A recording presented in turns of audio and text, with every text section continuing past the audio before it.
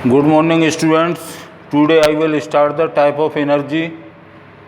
ये चैप्टर तुम्हारा वही पार्ट 10 चल रहा है। ये पार्ट लेसन 10।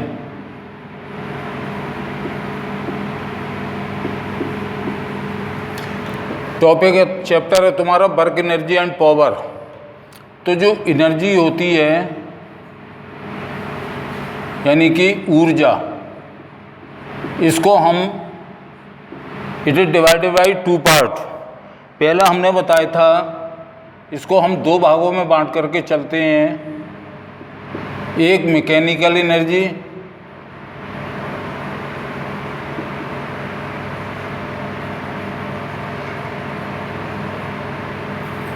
और दूसरी काइनेटिक एनर्जी।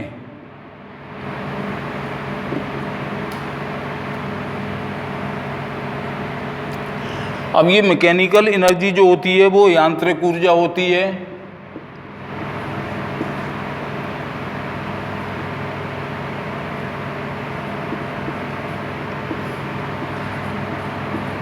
और ये जो होती है वो गतिज ऊर्जा होती है।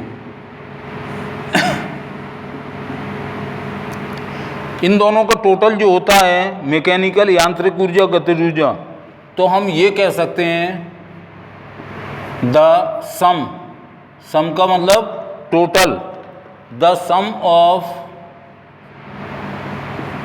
Kinetic energy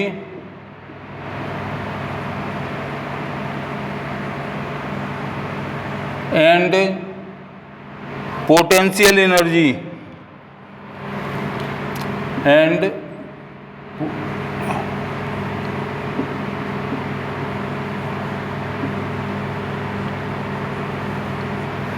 is known as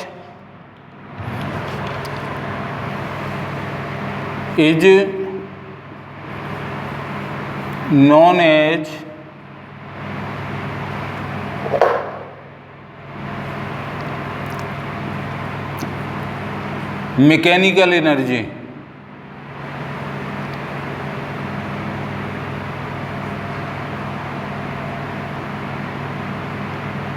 यानी क्या मतलब हुआ, ये सम का मतलब होता है जोड़। तो यांत्रिक ऊर्जा और गतिज ऊर्जा, यांत्रिक ऊर्जा क्या होती है, यानी हम ये कह सकते हैं स्थितिज ऊर्जा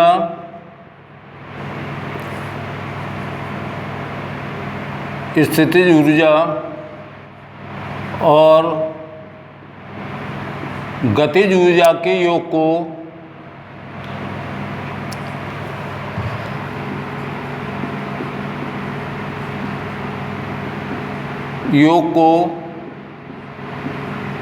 यांत्रिक ऊर्जा कहते हैं।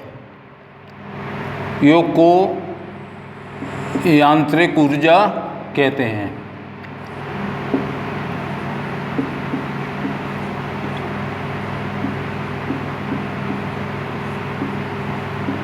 यानी इसमें दोनों एनर्जी आ गई, पोटेंशियल एनर्जी और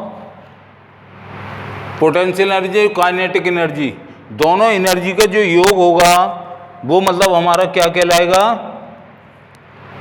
अब ये इसमें ये mechanical energy, the sum of kinetic energy, यानी ये स्थितिज ऊर्जा और ये गतिज ऊर्जा और स्थितिज ऊर्जा के योग को हम मैकेनिकल एनर्जी कहते हैं। यानी स्थितिज ऊर्जा और गतिज ऊर्जा के योग को यांत्रिक ऊर्जा कहते हैं। अब मान लो मैं काइनेटिक एनर्जी को पहले समझाना चाहता हूँ, लेकिन जो यांत्रिक ऊर्जा है, जैसे मैं उसके कुछ एग्जाम्पल तुम्हें बताऊँ तो उससे समझने की कोशिश करना। जैसे हमने कोई अगर एग्जाम्पल वो पूछता है किसके, स्थितिज ऊर्जा के एग्जाम्पल, यानी वो तीर कमान,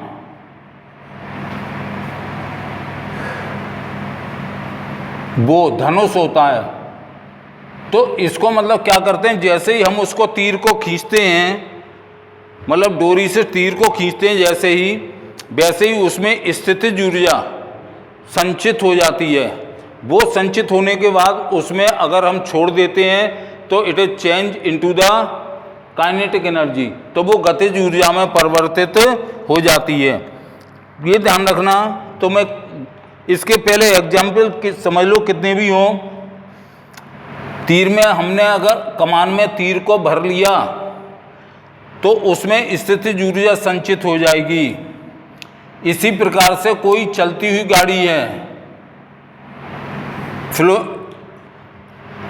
रनिंग ट्रेन, चलती गाड़ी यानी रनिंग ट्रेन या रनिंग व्हीकल, कार कोई ले लो। बंदूक से भरी हुई गोली, कितने भी उदाहरण दे सकते हो। बहता हुआ पानी, फ्लोइंग वाटर, इन सब में गतिज ऊर्जा है। अगर पानी रुका हुआ है तो स्थितिज ऊर्जा है, लेकिन जब को उसको ऊंचाई से छोड़ा जाता है तो वो गतिज ऊर्जा में बदल जाती है। फिर समझो, कार्य करने की शक्ति को तो हम ऊर्जा कहते हैं।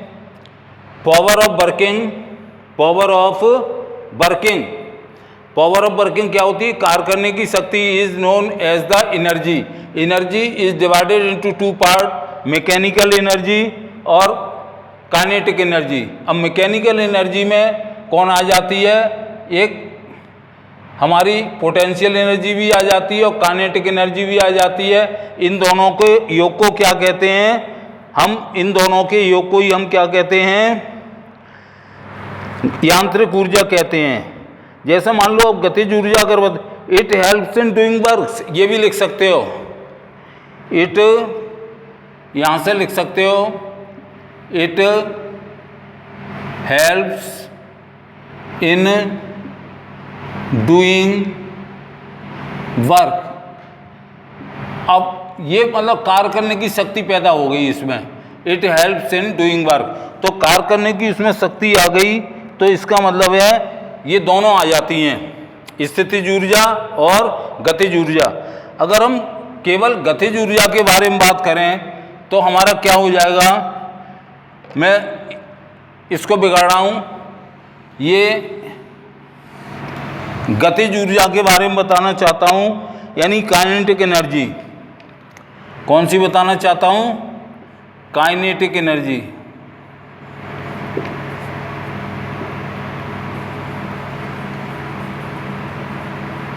यानी कि गतिज ऊर्जा।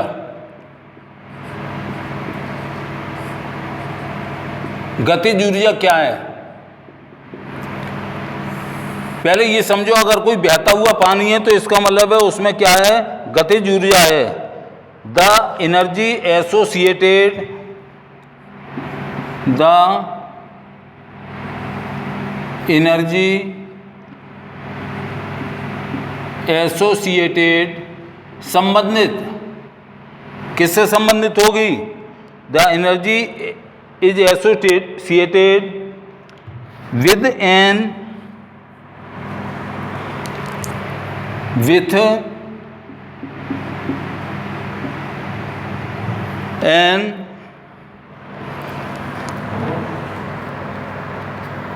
object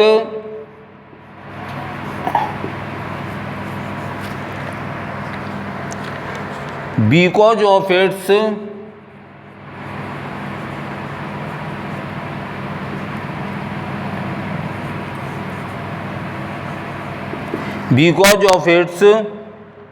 motion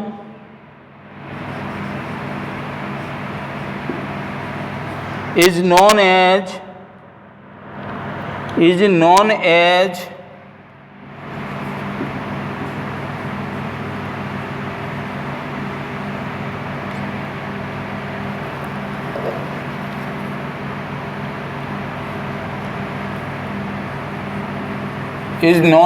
kinetic energy. ये काइनेटिक एनर्जी लिखा हुआ है शॉर्ट में, गतिज ऊर्जा। यानी क्या होता है इसमें? किसी वस्तु में निहित ऊर्जा को,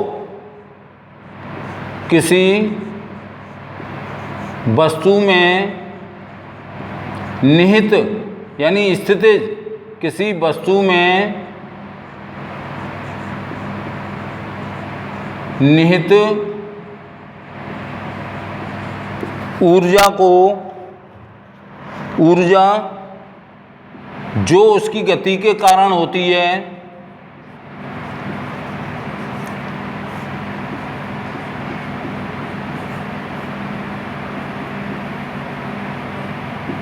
जो उसकी गति के कारण होती है, गतिज ऊर्जा कहते हैं।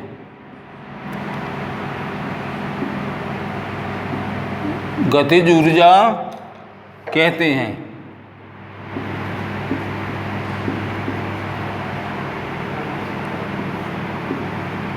किसी वस्तु में स्थिति परिवर्तन के कारण या किसी वस्तु में जो निहित ऊर्जा होती है वो किसके कारण होती है? उसकी गति के कारण होती है। जैसे मान लो धनुष में हमने तीर लगाया तो तीर को खींचेंगे, गति होगी, और छोड़ दिया तो वो ऊर्जा कहलाएगी गतिज ऊर्जा, यानी स्थितिज ऊर्जा जो है वो गतिज ऊर्जा में बदल जाती है।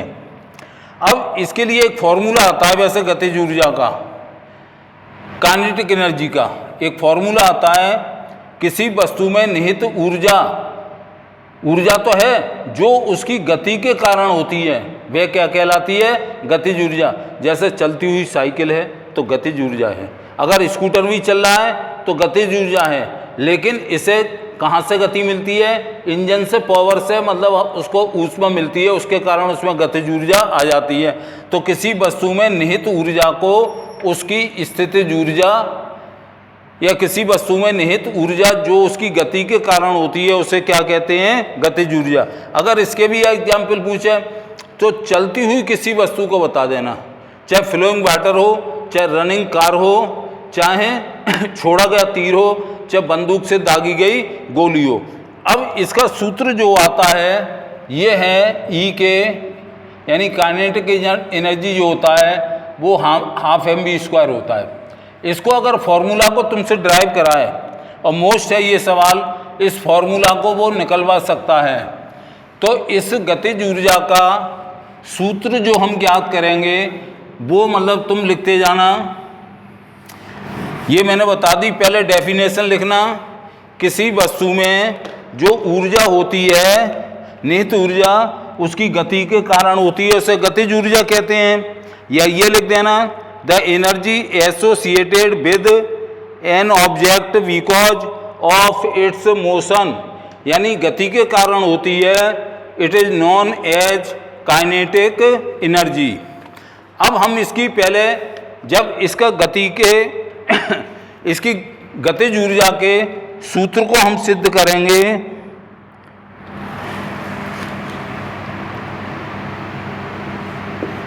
फॉर्मूला ऑफ काइनेटिक एनर्जी, यानी गतिज ऊर्जा के सूत्र की स्थापना। हम ये भी कह सकते हैं गतिज ऊर्जा के सूत्र की स्थापना। देखो इसके आधार पर गणनात्मक प्रश्न आते हैं, न्यूमेरिकल, तो वो भी मैं बताऊंगा कि मतलब क्या चीज़ आएगी तब कौन सा सूत्र लगाओगे। स्थितिज ऊर्जा का सूत्र लगेगा कि गतिज ऊर्जा का सूत्र लगेगा, क्योंकि मैं ये भी बता दूं, यानी ये सूत्र मैं ड्राइव करना चाहता हूं, ये सूत्र कैसे आया, ये गतिज ऊर्जा का सूत्र है, तो ये सूत्र किस प्रकार से आया तुम्हारा, तो ये मैं भाषा लिखते जाना है इसको। If an object of mass का मतलब होता है वजन, यानी द्रव्यमान। मास को क्या मान लिया? m इज, ये मतलब इसका कोई ऑब्जेक्ट लिया है तुमने तो उसका द्रव्यमान क्या मान लिया? m is moving. क्यों? मतलब यहाँ चलती हुई वस्तु की बात करेंगे। इज मूविंग ए यूनिफॉर्म, समान गति, यूनिफॉर्म वेलोसिटी। किस गति से चल रही है? एक समान गति से चल रही है। तो उसका जो वेलोसिटी जो होती है इनिशियल वेलोसिटी कहलाती है, ये मान लो क्या है, u है। हमेशा प्रारंभिक वेग जो होगा वो u होगा। एंड फोर्स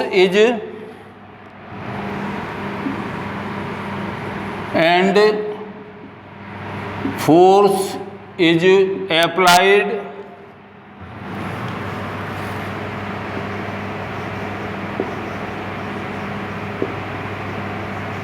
ऑन इट, यानी किसी इस पर कोई बल लगाया जाता है तो वो क्या लगाया जाता है, ऑन इट, यानी इस पर कोई बल लगाया जाता है in the direction of motion, in the direction of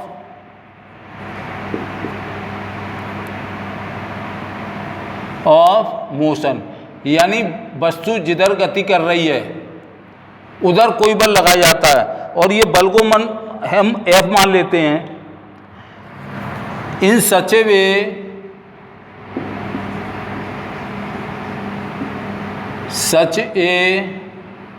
वे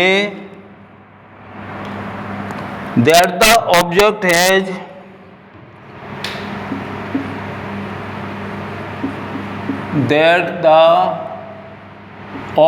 यानी वस्तु, that the object has displacement, विस्थापन, ये क्या होगा, विस्थापन होगा। और ये विस्थापन को हमने क्या मान लिया, s। ये कोई दूरी तय करते हैं जब धक्का लगाते हैं।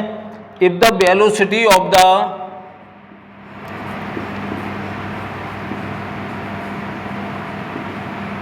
velocity of the object change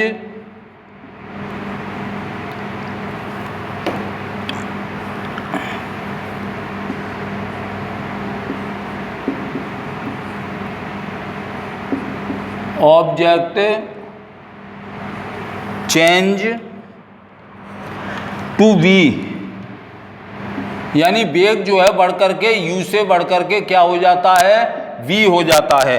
अब क्या होगा, वेग में परिवर्तन की दर को क्या करते हैं, त्वरण कहते हैं। तो त्वरण उत्पन्न होगा, इसका मतलब क्या हुआ, बिकॉज ऑफ द वर्क, यहाँ पे लिख दो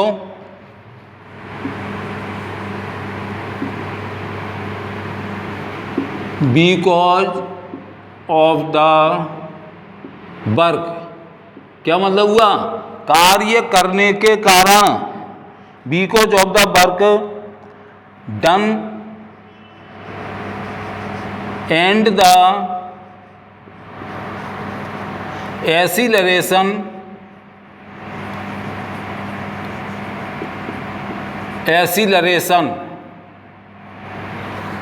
यानी त्वरण, एक्सीलरेशन को क्या मानोगे, ए। एक्सीलरेशन क्या होता है, a. Then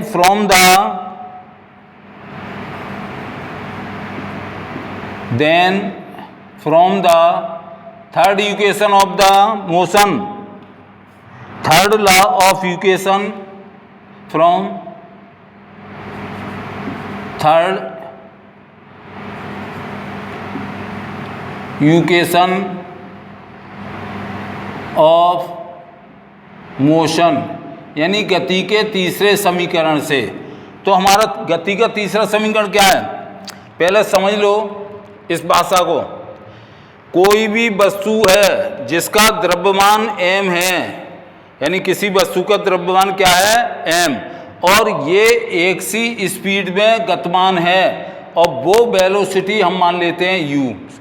let the initial velocity is u and force is applied, और इस पर जब बल लगाया जाता है किसमें, गति की दिशा, वस्तु जिधर गति कर रही है उसी दिशा में, कार इधर जा रही है उस पर बल लगता है, किसके द्वारा, वहां लगेगा इंजन के द्वारा। हम किसी मेज स्थिर अवस्था में उसको सरकाएंगे तो उसी दिशा में सरकाएंगे जिस दिशा में हम बल लगा रहे हैं। If the direction of motion in such a way that object has displacement S, तो कोई ना कोई वस्तु दूरी जरूर तय करेगी। अब वस्तु ने दूरी अगर तय कर ली और ये दूरी जब चली तो initial velocity change into the final velocity, तो u से बढ़कर के वेग क्या हो जाता है, v हो जाता है। तो वहाँ जो कार्य किया जाता है, कार्य करने के कारण त्वरण उत्पन्न होता है। तो गति के तीसरे समीकरण से अब तीसरा समीकरण तो तुम्हें मालूम है क्या है, फिर समझ लो। अगर कोई वस्तु है और उस पर उसकी जो है द्रव्यमान m है और उसका प्रारंभिक वेग u है, अगर उस वस्तु पर हम ऑब्जेक्ट पर डायरेक्शन की दिशा में बल लगाते हैं तो मतलब क्या हो जाता है, उसमें विस्थापन यानी दूरी तय करती है। विस्थापन को ये s लिख दिया और तो वेलोसिटी भी चेंज हो जाएगी। वेलोसिटी चेंज हो जाएगी तो फाइनल यानी अंतिम वेग, जैसे कोई रेलगाड़ी स्टेशन से चलती है तो जैसे खड़ी हुई है तो उसकी जो इनिशियल वेलोसिटी है वो शून्य होगी और जैसे ही गति में आ जाती है तो वो वेग बढ़ करके v हो जाता है। तो इसका मतलब है कोई ना कोई कार्य किया गया और कार्य करने के कारण ही ये वस्तु में त्वरण उत्पन्न हो जाता है। तो गति के तीसरे समीकरण से, अब गति का तीसरा समीकरण क्या कहता है, v square is equal to u square plus 2as, ये गति का तीसरा समीकरण है। यहाँ लिख दे रहा हूँ गति का तृतीय समीकरण,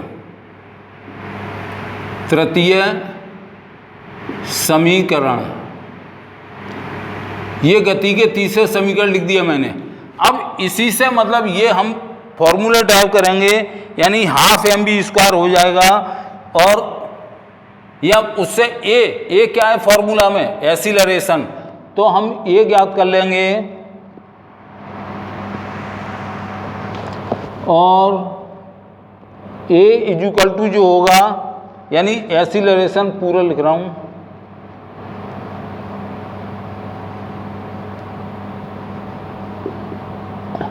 एक्सीलरेशन यानी वस्तु में क्या उत्पन्न होगा, त्वरण। वेग में परिवर्तन की दर को त्वरण कहते हैं। अब वेग में परिवर्तन क्या हुआ, यहाँ तुम देख लो कि u से बढ़कर के वेग क्या हो जाता है, v हो जाता है। तो वेग में परिवर्तन हुआ और ये कोई ना कोई निश्चित समय में होगा, t टाइम में होगा, तो ये क्या कहलाएगा, त्वरण। यानी इसको सिंबल दिया था त्वरण को a, एक्सीलरेशन को क्या दिया था, a लिख दिया। a बराबर क्या होगा, इसको हम ऐसे भी लिख सकते हैं u स्क्वायर प्लस 2as बराबर हो जाएगा v स्क्वायर। तो a बराबर क्या आ जाएगा, v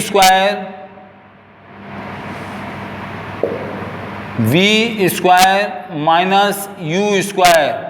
यानी वो जब इधर ही ले आओ, चाहो तो चाहो ऐसे कर लो, हमने ये लिखा था इसी को यहाँ करके लिख सकते हैं u square plus 2as is equal to क्या हो गया, v स्क्वायर। अब ये जब इधर जाएगा तो किसका हो जाएगा, माइनस का हो जाएगा। तो हम ये कह सकते हैं कि ये जो बना तो अपॉन में क्या आ जाएगा, 2s। नहीं आए समझ में, ये देखो यहाँ अलग से समझा रहा हूँ, बिगाड़ दूंगा, फिर वहाँ डायरेक्ट लिखा है। देखो 2as is equal to v square minus u square. यानी ये वाला जो है इसका ट्रांसफॉर्मेशन हुआ, पक्षांतरण किया गया, तो ये साइड जब बदलेगा तो माइनस में हो जाएगा। अब हमें केवल निकालनी है a की वैल्यू, तो a इज इक्वल टू क्या हो जाएगा, v square minus u square. तो जिसको हमें ज्ञात करना था वो रोक लिया, उसके अलावा क्या बचा, 2s। तो 2s इसके नीचे आ गए। तो वही मैंने यहाँ लिखा था डायरेक्ट, ये मान लो इक्वेशन नंबर 1 है। अब चूंकि second law of motion according to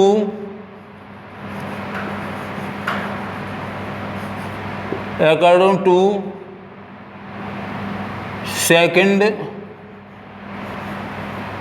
law of motion यानी गति का दूसरा नियम, समीकरण की बात नहीं कर रहा हूँ, अब ये यहाँ नियम आ गया। और गति का दूसरा समीकरण क्या है? F बराबर ma, ये है, ये गति के तीसरे, ये नियम है और वो समीकरण है, वो गति का तीसरा समीकरण है। यहाँ पर ये गति का दूसरा नियम है। 3 नियम है गति के। पहला जड़त्व का नियम, दूसरा संवेग परिवर्तन की दर का नियम, और वही होता है F = ma। अब हम वैल्यू रखेंगे। ये मान लो समीकरण नंबर हमने क्या डाल लिया? 2। तो हम इसमें वैल्यू रखेंगे। पुट द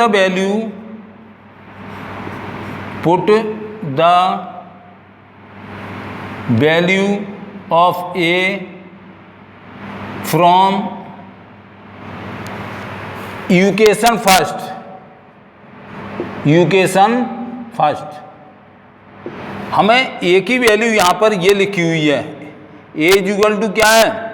अब यहाँ से A हट जाएगा और उसकी जगह पर आ जाएगा v² - u² / 2s आ जाएगा। तो मतलब इसका क्या हो जाएगा? इसका हो जाएगा F = m तो ऐसे ही रहेगा। अब यहाँ A को हटाया, A की जगह क्या आ गया? b² - u² / 2s। क्या ले लिया? 2s ले लिया। अब देखो इसको बिगाड़ रहा हूँ, इधर कर रहा हूँ। ये तो लिखा रहने देना गति के तीसरे समीकरण से b² बराबर u² + 2as, ये लाइन खींच रहा हूँ। अब देखो इसके बाद क्या लिखोगे? इसके बाद देखो, चूंकि इनिशियल वेलोसिटी क्या होती है? 0। जैसे मान लो गाड़ी हमने स्टार्ट कर दी और गाड़ी स्टार्ट करने के बाद जो है वो क्या होगा? स्टार्ट नहीं की अभी, गाड़ी खड़ी हुई है, तो इनिशियल वेलोसिटी यानी प्रारंभिक वेग वस्तु का क्या होता है? u। तो चूंकि u बराबर 0, ये गाड़ी चली नहीं है, स्टार्ट करके चाहे खड़ी कर ली, तो उस समय प्रारंभिक वेग यानी इनिशियल वेलोसिटी क्या होगी? 0। अब हम u की जगह 0 रख दें, देन F = m और b² - 0 / 2s, ये क्या हो जाएगा? और F = m, ये 0 रह गया केवल, mb² / 2s। अब इस s को f के पास ला करके हम वज्र गुणा यानी क्रॉस मल्टीप्लिकेशन करते हैं, तो s इधर आ जाएगा, केवल s आएगा। तो s आएगा तो क्या हो जाएगा? fs, और fs बराबर क्या होता है? mb² हो गया, और अपॉन क्या हो गया? 2 रह गया। देखो f का गुणा हमने केवल s में किया, तो ये क्या आ गया? fs। हमने यहाँ लिखी है बिकॉज ऑफ द वर्क, काम करने के कारण, मतलब क्या होता है? हमने काम होगा, तो ये WFS जो है, चूंकि W = FS, अब हमने इस FS को हटा दिया और इसकी जगह क्या रख दिया? W रख दिया। तो W हमारा, तो W बराबर 1/2 mb²।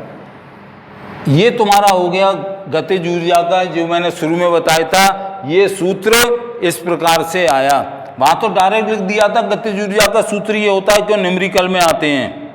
तो ये ध्यान रखना, W का मतलब है वर्क, वर्क का मतलब कार्य, कार्य बराबर जो होता है 1/2 mb², यानी ½ mb²। अब इसमें m क्या है? मास है। v क्या है? वेलोसिटी ऑफ द ऑब्जेक्ट है। w क्या है? वर्क है, यानी किया गया कार्य। अब ये जो डिपेंड करता है ये सदैव ध्यान रखना, यानी ये kinetic energy is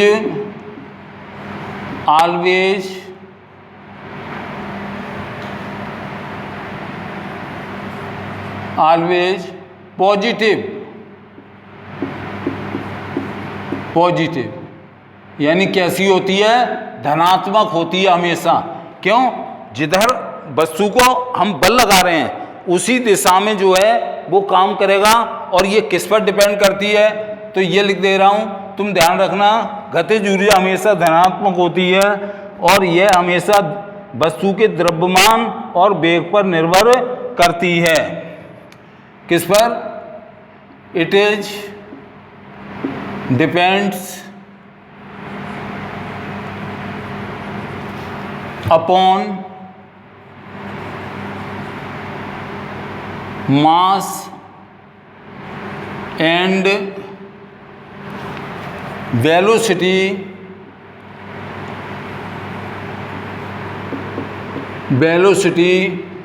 of the object. क्या मतलब हो गया इसका, ये किस किस के ऊपर निर्भर करती है, दो राशियों पर निर्भर करती है। एक तो मास यानी कि द्रव्यमान, किसका, जो भी ऑब्जेक्ट है तुम्हारा, द्रव्यमान, और ये क्या हो गया, वेग, यानी किसी भी गतिज ऊर्जा में जो निर्भरता होती है वो वस्तु के द्रव्यमान और वेग पर निर्भर करती है। It does not depends upon, ये भी लिख सकते हो, it does not depend upon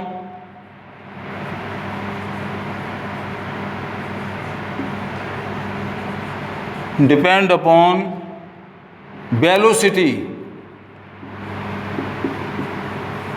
यानी वेग के ऊपर इसका मान निर्भर नहीं करता है। तो इसी आधार पर सवाल होंगे, तो ध्यान रखना है, अगर गतिज ऊर्जा ज्ञात करवा रहा है तो तुम्हें W ही यानी किया गया कार्य ही वो गतिज ऊर्जा होगी। किया गया कार्य क्या होगा कि जब हम कोई वस्तु पर बल लगाते हैं तो वस्तु गतिमान हो जाती है, त्वरण उत्पन्न हो जाता है, विस्थापन होता है, तो कार्य करने की शक्ति ही ऊर्जा कहलाती है। तो जो वर्क होगा हम यहाँ पर ये भी लिख सकते हैं काइनेटिक एनर्जी, वर्क की जगह क्या लिख सकते हैं, काइनेटिक एनर्जी, यहाँ पर लिख सकते हैं काइनेटिक एनर्जी, यानी गतिज ऊर्जा बराबर होती है वो 12mv² के बराबर होती है। अब एक चीज समझ लो, अगर ग्राम या किलोग्राम लगा है तो वो उस ऑब्जेक्ट का यानी उस वस्तु का मास यानी क्या होगा, द्रव्यमान होगा। और v का मतलब होता है वेलोसिटी, यानी उस वस्तु का वेग होगा, कौन सा, जो फाइनल वेलोसिटी होती है। अब न्यूमेरिकल जब करो यानी गणनात्मक प्रश्न जब करोगे तब तुम्हें जो है m अगर किसी गिनती के संग में kg, ग्राम या किलोग्राम, ग्राम और किलोग्राम शब्द लिखा है तो वो समझ लेना m का मान है। तो सवाल की डिटेल बना लेना, पहले एक साइड में लिख लेना कि सवाल हमें जो दिया हुआ है इसका m इतना है, v इतना है, w यानी काइनेटिक एनर्जी हमें ज्ञात करनी है। तो अगर किसी गिनती के संग में या 5 जैसे लिख दिए मैंने, 5 ग्राम या 5 किलोग्राम, कभी कभी ग्राम में दे दे तो किलोग्राम में चेंज भी करने पड़ते हैं, यानी उसमें 5 में जो है हम 1000 कर देंगे तो ये किलोग्राम हो गए, यानी 0.005 kg हो गई। अगर v देगा तो कैसे पहचानोगे, मीटर पर सेकंड, यानी इसकी यूनिट है, यूनिट जो है वो क्या है, मीटर पर सेकंड है। तो मतलब वो लिखी हो तो समझ लेना वो किसका मान है, v का मान है। और ऊर्जा की इकाई क्या है, जूल, अर्थात उत्तर के जब तुम लिखोगे तो क्या लिख दोगे, जूल। और इसमें न्यूमेरिकल अभी कराऊंगा नेक्स्ट वीडियो में, तब और समझ में आ जाएगी ये सूत्र को ज्ञात करने का, यानी गतिज ऊर्जा का सूत्र की स्थापना किस प्रकार से की जाती है, यानी ये E के बराबर 12mv² किस प्रकार से आता है। ये दैट्स ऑल, थैंक यू।